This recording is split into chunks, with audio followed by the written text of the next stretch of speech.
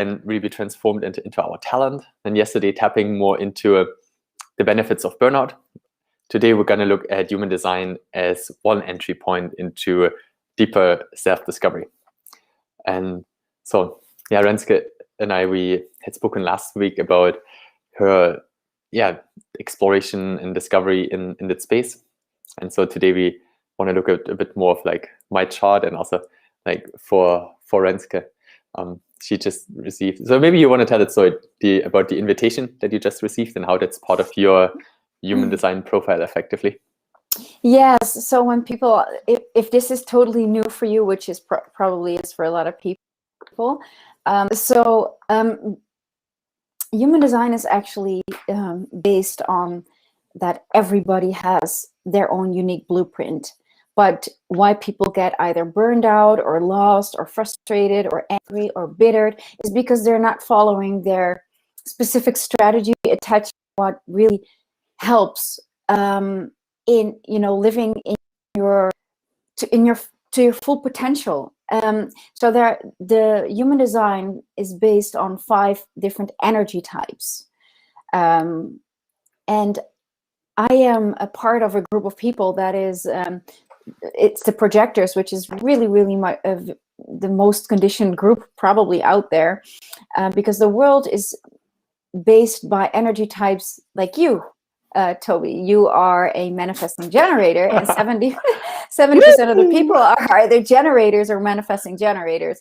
So it was also coming home for me to dive into human design, because the world is built by people like with a motor on, like generators, and it's all about what you also see online is about selling yourself, get out there. It's quite aggressive, especially for a projector like I am. And for me, it is the strategy that really suits me is waiting for the invitation. So people, and then I still have to, according to my own unique blueprint, really have to sit out that emotional wave to see, is this the right invitation for me? And so what you're referring to is that you invited me to do these sessions, and it felt good to me. So I said, yes, sure, let's do that. But if I would go out there just pushing myself onto people, and there is a chance that people do not really they're not ready for it, or they don't see the value as I really should wait for an invitation. For you, it's quite different. You can get out there. You just really have to respond on what's happening outside of you, because you have a lot of energy to give to the world. You are here to build and to work, and you have that energy way more than I have. It's not that a projector doesn't have energy at all, but before I go into the nitty gritty, because it's a lot to deal with for viewers, I think. So coming back to getting the invitation, you invited me for this. So and you sent me your own chart yesterday, where I could see you are in a manifesting generator. So bring it on, Toby. Yeah, you were frozen a little bit. I don't hear you now. Hear me again now? Now I can. Okay, yeah, there was something with the stream that was a bit messed up for a sec. So shall we look into my human design chart? So I had created it from the link that you had shared with me. Yeah. And yeah, if you maybe want to go through the bits and bobs a little bit and unpack that, I think that'd be quite interesting. So when I looked at it yesterday, it was like, like some of the words really resonated with me. And I mean, you having studied this and been trained in it, it'd be cool to, I feel, get your sort of like perspective or interpretation of it. Yeah, because we have like a short talks, and before I give you a full reading here, which is really not something that people want to hear right now. But there's a few things about your profile. I mean, I already expected you. I already guessed that you are a manifesting generator. So that's because you have this energy, sustainable energy. You want to build, you want to work, especially on things that matter to you, right?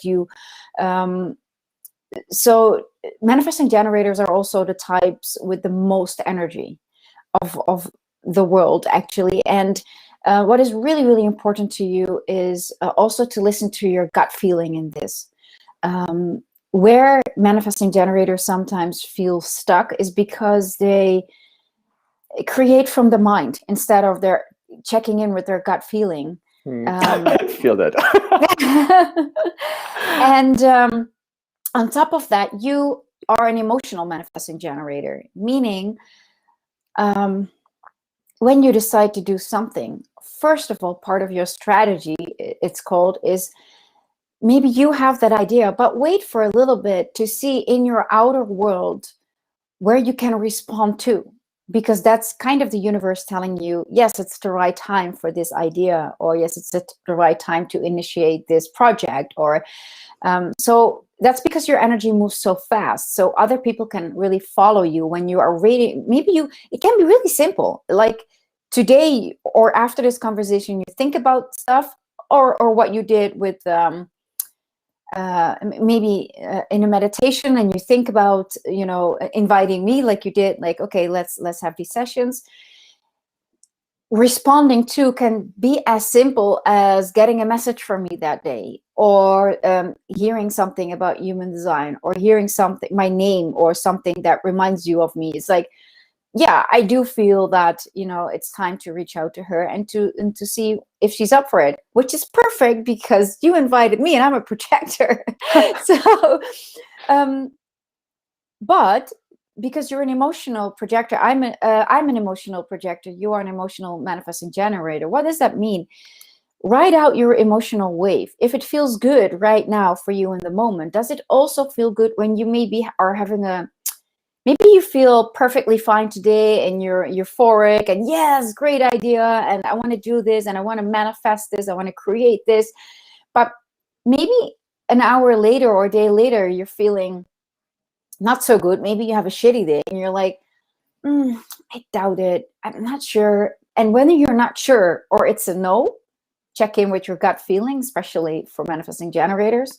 Then it's a no. Wait for the answer to be stable, like a yes. On good days, on bad days, I might feel, not so energetic today, but my idea about setting up this project is still okay to me. It still feels good. That's what makes you an emotional manifesting generator. Yeah. I think a question is coming up for me when you're speaking about the majority of the world are these manifesting generators. Then, like, what are the other types? Because there's the projector, which is your basically type. What there's three more, right? Yes, there are the manifestors. Okay. They are probably, I think, around 8% of the world. There's the generators, and there's the manifest. It's a hybrid of these two. It's like manifesting generators. So the generators and manifesting generators are like 70% of the world, meaning the generator, it says it already, it's this motor. You have a sustainable energy inside you. Like you really need to get tired. You really need to wear yourself out on a daily basis to be able to really sleep well, and to, if it's either also physically, exercising, but also working on projects. You are here in the world to work, to, not just, stuff on things that you don't like, but really from your gut feeling, from what you want to create in the world. Manifestors are most likely people that really need to be working for themselves. They are here to initiate projects. They are really good in initiating new things in the world. Projectors are around 20-21% of the people in the world. It's it's a newer energy type. So this is why projectors often feel really lost in a world like this, which is built by 70% of these generator types. Go, go, go. I have energy. Let's do this. Let's create that. Work on this. And a projector is here to guide us with their energy.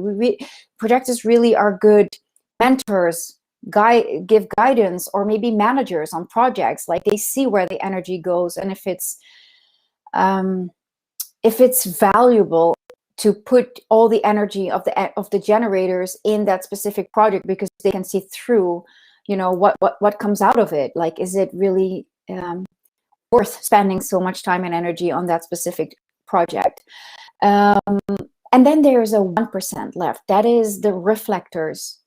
I mean, you can understand that if you're a reflector, that you kind of feel, if you don't know about this and you don't know how to deal with that, you are really misunderstood. Projectors, for example, also burn out around their 40th, or maybe earlier sometimes.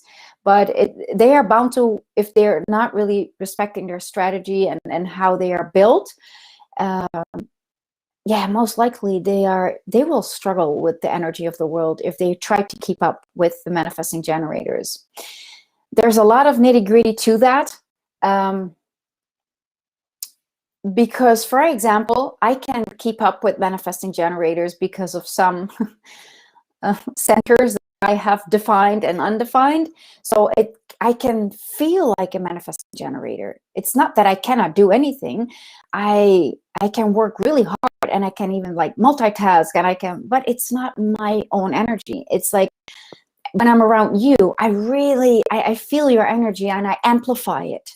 And that's where, in the end, I can feel like, oh man, now I need to rest. And you're going to be like, what are we going to do tonight? You know, it's like, that's the difference. It's like, and I'm like, oh, wow, no, I need my time alone right now. So you can imagine that when you start to really live by your design and start to decondition yourself, you also start to understand maybe your children better, your coworkers, your relationship, yourself, first and foremost, the most important thing.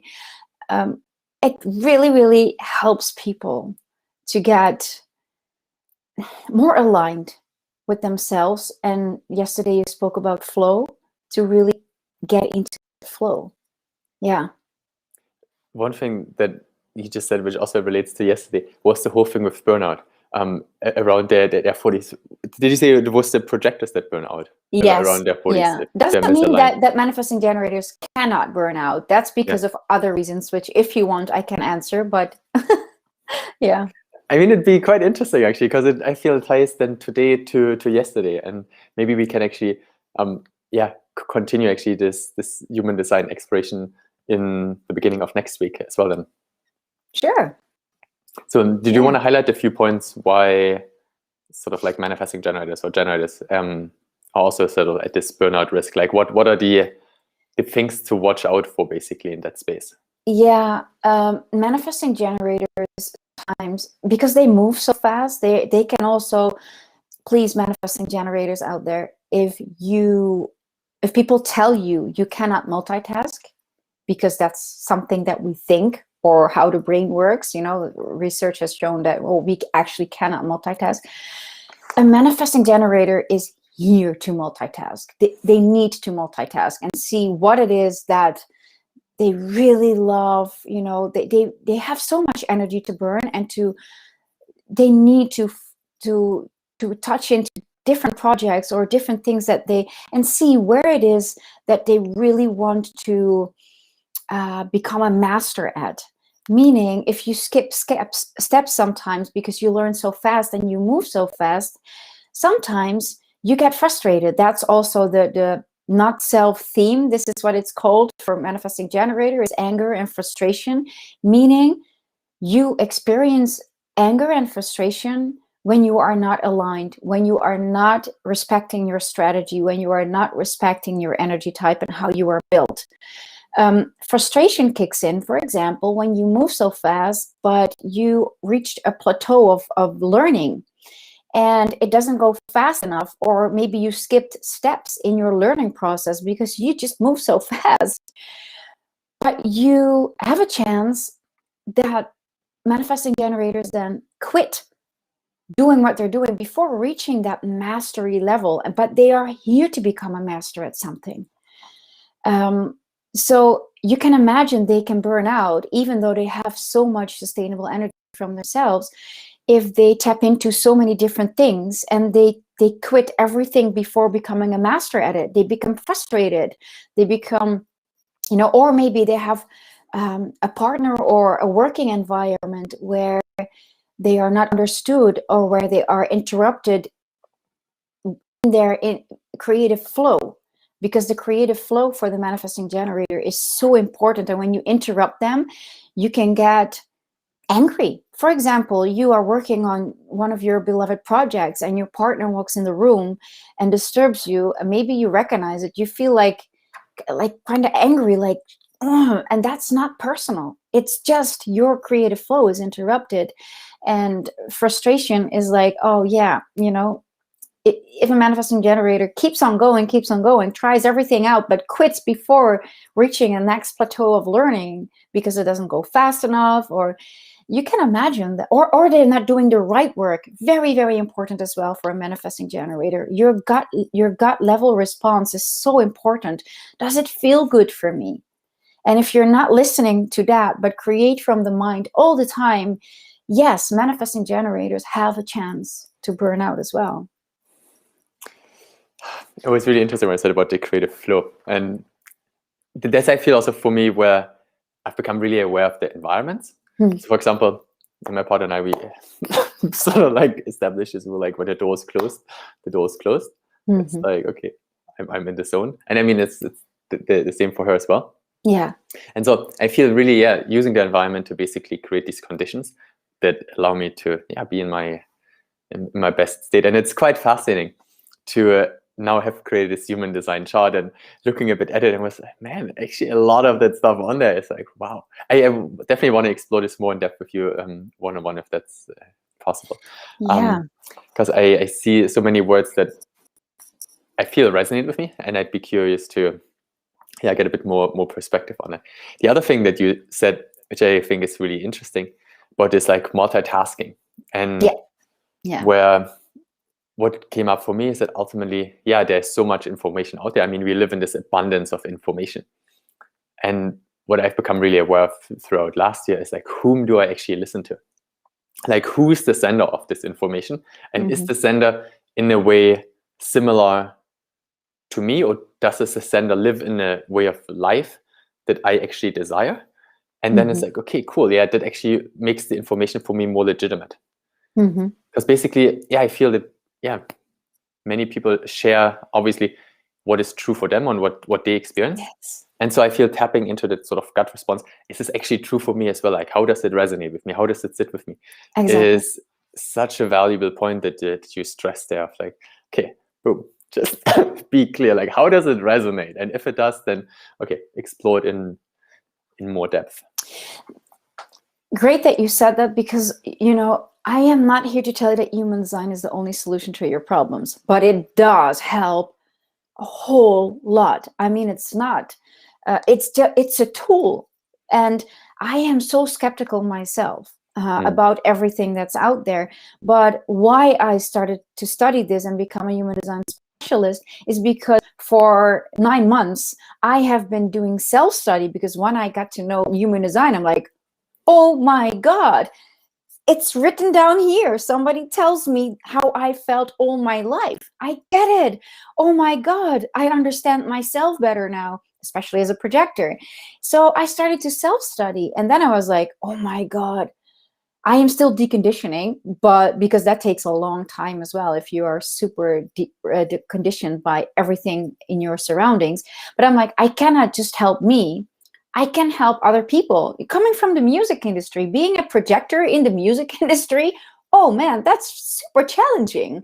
I bet a lot of the artists out there that have all this energy to go, and you know, it's like most of them probably are manifesting generators or generator types. So it's a tool. It's one of the tools. Also, when I'm guiding or mentoring other people, it's like, it saves me 5 sessions to get to the core. Oh, this is your blueprint. Oh, we should look into that. Does this resonate? Also, if it doesn't resonate with you, sometimes that means you are so conditioned. Some manifesting generators have lost their connection with their gut feeling, and they're only operating from here. Of course, they're like, doesn't resonate with me. No, but then you can also help the manifesting generator with sacral sessions, we call them, to get more aligned with that gut feeling, and it starts flowing. It is amazing what it can do. It's So amazing cool. what it can do. Yeah. So there's a couple of things to, I feel, wrap up to today's sort of like opening and intro to this whole domain. What I feel I love about it's called human design. And, throughout, I was always like fascinated with creativity and design. So I actually, my master's and ended up doing my degree in a design school, a lot about innovation. And yeah, ultimately, how can we bring design to like design systems?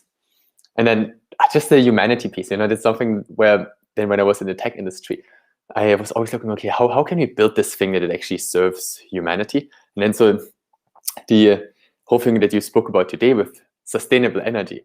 And my whole master's was in like sustainable energy and things. And so I feel something is really coming together for me when now we're having these conversations. So what I feel would be really fascinating if we can continue on Monday on this topic is, because ultimately, I mean, humanity is just a compilation of different humans coming together working on projects. And so what I feel would be super cool to look at, okay, how can we basically design organizations with an awareness of these human design blueprints, so that it's not just about, okay, like our individual being, but how can we as individuals basically leverage our strengths and, let's say, crystallize around kind of core causes or core ideas to then bring, okay, like, there's a few people that bring sort of like the energy, and then there's others who basically direct the energy. And so if we can talk a bit more about, let's say, system dynamics of these human systems, that'd be super fun to tap into next week and kick it off. If I can share one little example, in a working environment, there was a person who he had a really, like, in this big company, he had a job, and he got stuck because he was really good at starting projects, but he never finished projects in a good way. He was just not able to finish these projects. You can't imagine that you get into trouble. Your colleagues start to complain, your manager starts to complain.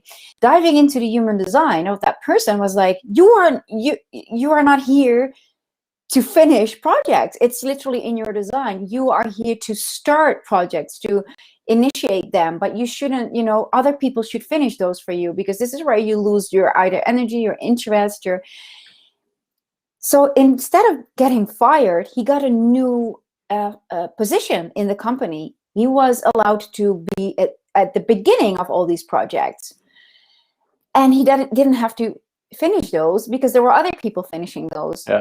He was flowing, and he was living in his full potential. He was happy at work again. He did his job amazingly. His colleagues were happy again. So this is what it can do to a person, for a person and a company, right? That it's so amazing. This is awesome, Renske. I feel on Monday, let's go a bit more into the practicalities of this. Like what sort of like setups do make sense for maybe like early stage startups and then kind of growing organizations. So if we can sort of like unpack maybe a few of these blueprints, I think that would be a beautiful start to our week next week. Let's do that. Super cool. Thanks so much for being here today. Thanks. Lots of love.